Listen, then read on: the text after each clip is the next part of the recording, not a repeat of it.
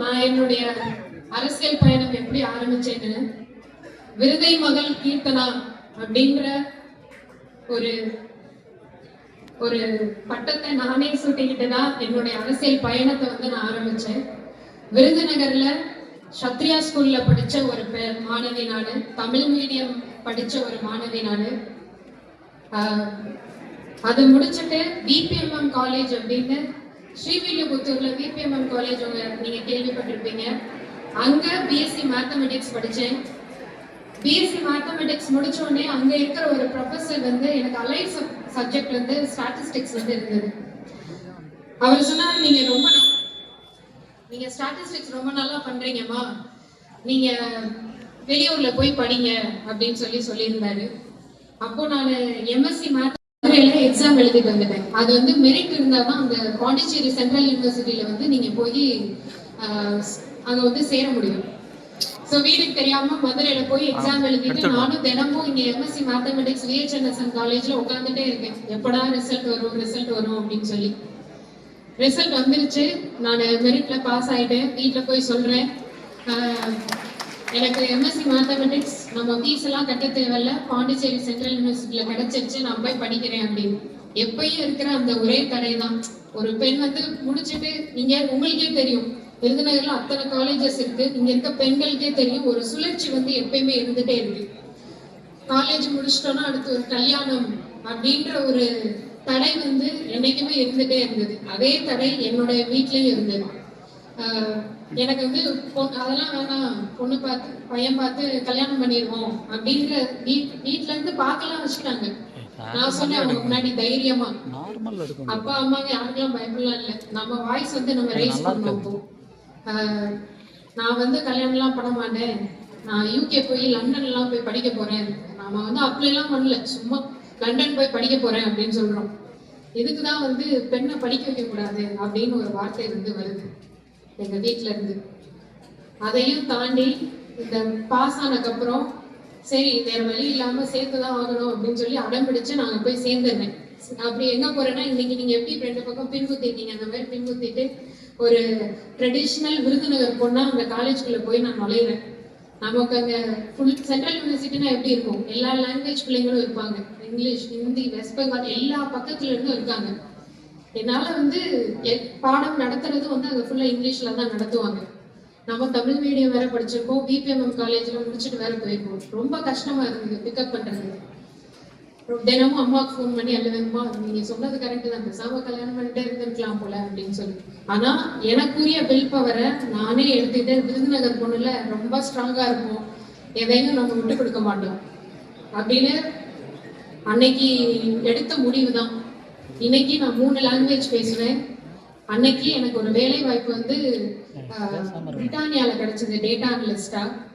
நான் பிரிட்டானியால அதை செலக்ட் பண்ணாம ஒரு சோஷியல் ஒர்க் பிரமல் ஃபவுண்டேஷன் சொல்லி மகாராஷ்டிரால இந்த மாதிரி கவர்மெண்ட் ஸ்கூலுக்கு வந்து ஹெல்ப் பண்ணணும் அப்படி ஒரு ஜாப் வந்து நான், என்னதான் சம்பளம் கம்மியா இருந்தாலும், ஏன்னா டேட்டா அனலிஸ்டோட ஜாப் உங்களுக்கு தெரியும் எவ்வளவு பேர் ஆனம் வந்து உங்களுக்கு கிடைக்கணும், அது வேண்டாம், என்னைய மாதிரி இருக்க பிள்ளைகளை நான் வளர்க்கணும் அப்படின்னு சொல்லி நான் வந்து சோஷியல் ஒர்க் சூஸ் பண்ணேன். ஸ்லம் ஏரியால மகாராஷ்டிரால என்னுடைய வாழ்க்கை பயணத்தை வந்து நான் ஆரம்பிச்சேன். அப்ப ஆரம்பிக்கும் போதுதான் மகாராஷ்டிரால 2 கிராமம் வந்து எனக்கு வந்து கொடுத்துருந்தாங்க. அங்க வந்து 30 ஸ்கூல் வந்து இருந்தது. பும்ரா அப்படின்னு சொல்லி ஒரு இடம். பும்ரான்றது ஒரு ஸ்லம் ஏரியா. உங்களுக்கே நீங்க யூடியூப்ல எல்லாம் நீங்க நிறைய பார்த்துருப்பீங்க ஸ்லம் ஏரியா மகாராஷ்டிரால எப்படி இருக்கும் அப்படின்னு. அந்த மாதிரி ஒரு இடத்துல நான் போய் வேலை பார்த்தேன். பார்க்கும்போது அங்க ஒரு லைப்ரரி கட்டி கொடுக்கறதோ, அவங்க எல்லாம் புக்கெல்லாம் பார்த்ததே இல்லை, இந்த மாதிரி கதைகள்லாம் படிச்சதே இல்லை. அதாவது ஸ்கூல் பாட புத்தகத்தை தவிர மீதி புத்தகம்லாம் அவங்க படிச்சதே கிடையாது. அவங்களுக்கு ஒரு லைப்ரரி கொண்டு வரணும், அந்த மாதிரி நிறைய விஷயங்கள் நம்ம பண்ணிட்டே இருக்கும்போது தான் எனக்கு ஒன்று தோணுச்சு, நான் இன்னைக்கு பண்ற சோஷியல் ஒர்க் இன்னைக்கு ஒரு ஃபேமிலியோ 2 ஃபேமிலியோ வந்து பெனிஃபிட் ஆகுறாங்க. ஆனா நான் ஒரு பாலிசி சேஞ்ச் பண்ற இடத்துல நான் இருந்தேன்னா பல மக்கள் இதனால பெனிஃபிட் ஆவாங்க அப்படின்னு சொல்லி யோசிச்ச அன்னைக்கு எப்படியாவது இந்த பாலிடிக்ஸ் கத்துக்கணும். ஏன்னா நம்மளுக்கு பின்புலம் கிடையாது, அரசியல் புலம் கிடையாது, எதுவுமே கிடையாது. நம்மளுக்கு இருக்கிறது எஜுகேஷன் மட்டும்தான். அதை வச்சு நம்ம எப்படி முன்னேற முடியும் அப்படின்னு பாலிடிக்ஸ்னா என்னன்னு தெரிஞ்சுப்போன்னு சொல்லி தான் நான் வந்து பொலிட்டிக்கல் ஸ்ட்ராட்டஜிஸ்டா நிறைய நிறைய ஸ்டேட்ல போய் ஒர்க் பண்ணியிருக்கேன். நான் சந்திரபாபு நாயுடு அவர்களுக்கு ஒர்க் பண்ணியிருக்கேன். வெஸ்ட் பெங்கால்ல நான் ஒர்க் பண்ணியிருக்கேன். இந்த மாதிரி பல ஸ்டேட்டுக்கு போய் நான் வந்து கத்துக்கிட்டேன் பாலிடிக்ஸ்னா என்ன அப்படின்னு சொல்லி. அதுக்கப்புறம் கவர்னன்ஸ்னா என்ன அப்படின்றத தெரிஞ்சுக்கிறதுக்கும் எனக்கு வந்து இந்த பயணம் ஒரு 8 வருடங்களா நான் பொலிட்டிக்கல் ஸ்ட்ராட்டஜிஸ்டா இருந்தேன். அப்போதான் வந்து எனக்கு ஒரு இது தோணுச்சு, ஏன் நம்மளே வந்து யாரையோ நம்ம ஜெயிக்க வைக்கிறோம், ஏன் நம்மளே வந்து மக்கள் சேவையை வந்து ஆரம்பிக்க கூடாது, இன்னைக்கு நம்ம பாலிடிக்ஸ் தெரிஞ்சிருச்சு, கவர்னன்ஸ் தெரிஞ்சிருச்சு அப்படின்னு சொல்லி அந்த பயணம் தான் விருதை மகள் கீர்த்தனா. எல்லாரும் பார்த்திருப்பீங்க. நான் வந்து ஃபர்ஸ்ட் எடுத்தோடனே ஒரு வீடியோ போட்டிருப்பேன், மக்களே உங்களை நம்பிதான் வரேன், ஏர்போர்ட்ல இருந்து நான் போட்டிருப்பேன், உங்களை நம்பிதான் வரேன், அரசியல் பயணத்தை உங்களை நம்பி நான் ஆரம்பிக்க போறேன் அப்படின்னு சொல்லும் போதே அன்னைக்கே வந்து மக்கள் வந்து கமெண்ட்ல டிவிகே டிவிகே டிவிகே அப்படின்னு சொல்லி எல்லாரும் நீங்க அங்க போய் ஜாயின் பண்ணுங்க அப்படின்னு சொன்னாங்க. அப்படி ஜாயின் பண்ணதுதான் நான் தாவேக்கால. அப்படிப்பட்ட பெண்மணிக்கு இன்னைக்கு வாய்ப்பு கொடுத்தவர் மாண்புமிகு நமது முதலமைச்சர் சி. ஜோசப் விஜய். இன்னைக்கு இந்த பெண்ணை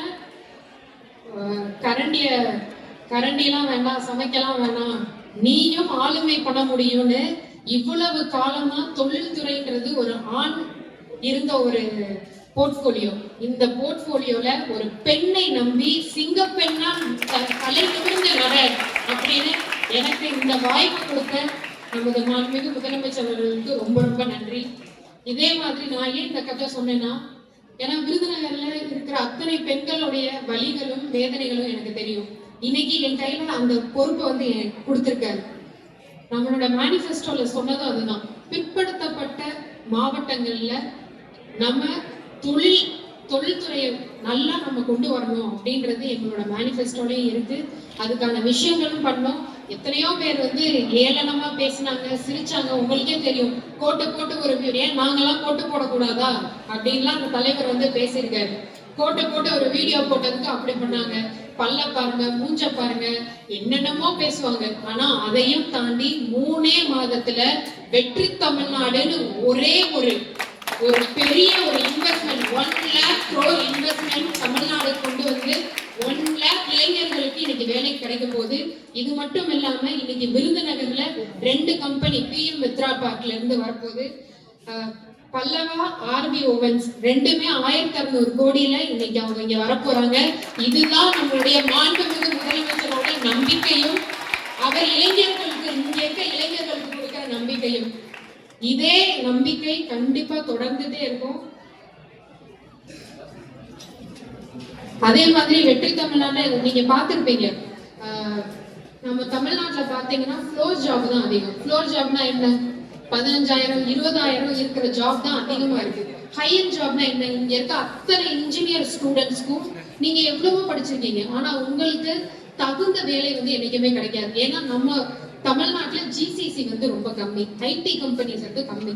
அப்போ இந்த பக்கம் நம்ம அதை கொண்டு வரணும்னு சொல்லி அதுக்கு முன்னுதாரணமா நம்ம வெற்றி தமிழ்நாடு கான்க்ளேவ் நடத்தும் போதுதான் ஹையர் ஜாப் வந்து 20 பேருக்கு எனக்கு கொடுத்தோம்.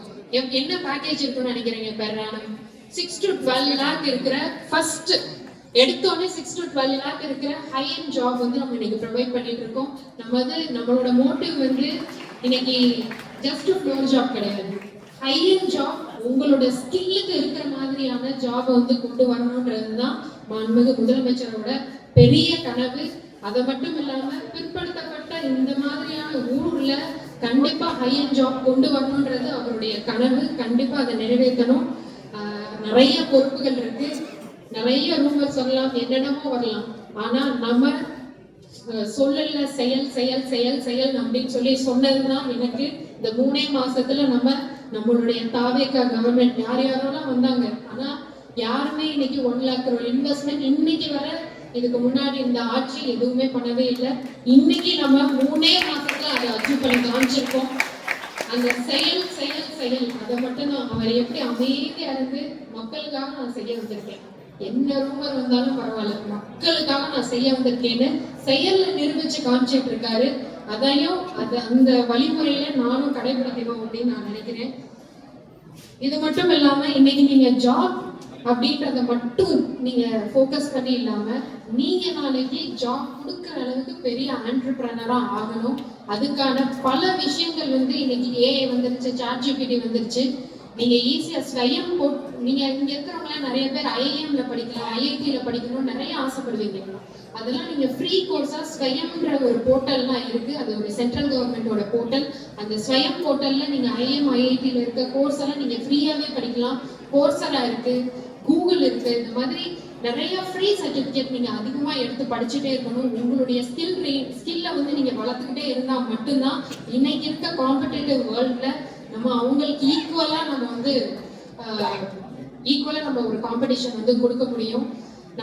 நான்லாம் வெளியூர் போகும்போதெல்லாம் நான் நினைப்பேன், ஹைதராபாத்லாம் பெரிய ஹைடெக் சிட்டியோட பெரிய பெரிய இதெல்லாம் இருக்கும். கச்சிபவுலின்னு ஒரு ஏரியாலாம் இருக்கும். அந்த ஏரியாலாம் நீங்க போனீங்கன்னா அப்படியே கம்ப்ளீட்டா டிஃப்ரெண்ட் வேர்ல்டு மாதிரி இருக்கும். ஸோ அந்த மாதிரியெல்லாம் ஏன் நம்ம வந்து சென்னைக்கு வரல அப்படின்னு நான் வந்து யோசிச்சுட்டே இருப்பேன். அதை வந்து நம்ம மாண்புமிகு முதலமைச்சருக்கு சொல்லும் போது இங்க வந்து ஒரு இவ்வளோ ஹைட்டு தான் இருக்கணும் அப்படின்னு சொல்லி ஒரு இது இருக்கு, பில்டிங்ஸ்லாம்.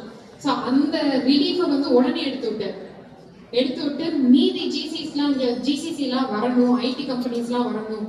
ஏன்னா சோஷியல் இன்ஃப்ராஸ்ட்ரக்சர்ன்றது ரொம்ப ரொம்ப முக்கியமான ஒன்று. ஸோ இந்த மாதிரி பல முன்னெடுப்பு வந்து நம்மளுடைய கவர்மெண்ட் பண்ணிக்கிட்டு இருக்கு. கண்டிப்பா இங்க இருக்க இளைஞர்கள் இன்னைக்கு ஜாப் அப்படின்றத மட்டும் இல்லாம நீங்களும் ஒரு பெரிய ஆண்டர்பிரனர் ஆகி பல பேருக்கு வேலை கொடுக்கணும் அப்படின்னு சொல்லி உங்க எல்லாரையும் கேட்டுக்கிறேன். ரொம்ப நன்றி. இந்த வாய்ப்புக்கு ரொம்ப நன்றி.